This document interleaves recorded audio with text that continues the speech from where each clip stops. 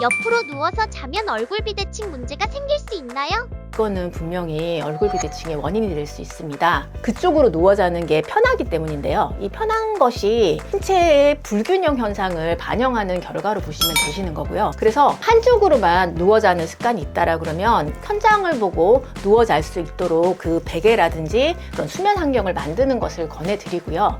그런데 옆으로 자도록 권해드리는 환자분들이 있는데요.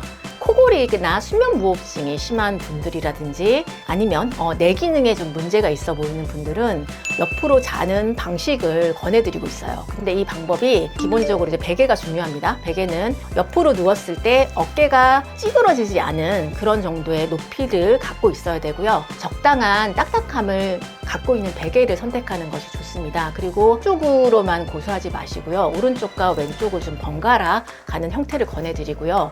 옆으로 자는 자세가 좀 편하려면은 길다란 베개를 다리 사이에 끼시고 안고 주무시는 방법이 굉장히 좋습니다. 얼굴 비대칭도 막고 신체 불균형도 예방을 하면서 옆으로 잠을 자는 방법은 제가 알려드렸던 이 방법을 선택해 주시면 도움이 될 것입니다. 뮤잉 운동을 하면 턱 근육이 발달해서 사각턱이 되는 건가요? 아니면 뼈가 자라는 건가요? 성인에서는 뼈의 성장이 턱뼈가 커질 만큼 그렇게 성장하진 않아요. 뮤잉 운동을 통해서 턱의 모양이 바뀌는 거는 근육의 배열이 바뀌어서 근육이 적절한 힘과 긴장도를 가지는 상태로 만들어진다는 의미라고 보시면 돼요. 골격의 성장은 뼈가 당기는 이 자극에 의해서 골격의 성장의 방향이 결정이 되거든요. 그러면 조금 성장을 하고 있는 아이들이라면 이런 뮤잉 운동과 비슷한 형태의 자극을 주는 것이 굉장히 이 골격 성장에 긍정적인 영향을 줄 수 있을 거라고 생각을 하시면 되시고요. 그리고 성인의 경우에도 뼈가 아이들만큼은 아니지만 기본적으로 이 근육이 당기는 방향성이 적절한 자극이 주어지게 되면 뼈가 조금씩 바뀔 수 있다라고 하는 연구들은 있어요.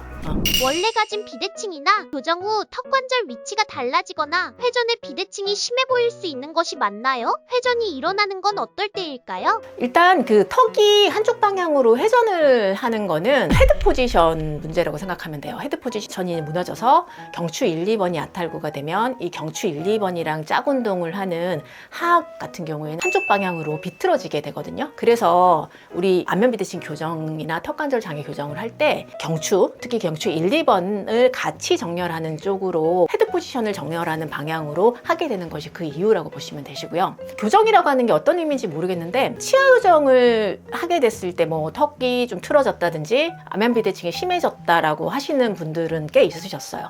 그거를 이제 교정을 하려고 오시는 분들이 있으셨으니까요. 이것도 이제 같은 맥락인데요. 헤드 포지션이 바르게 정렬되지 않은 상태에서 치아의 움직임만 만들게 되면 이게 이 턱관절 움직임에 부정적인 영향을 좀 미칠 수가 있긴 하거든요. 충분히 교정을 통해서도 뭐 비대칭이 심해진다든지 이런 가능성은 충분히 있고요. 그래서 제대로 교정을 해야 합니다.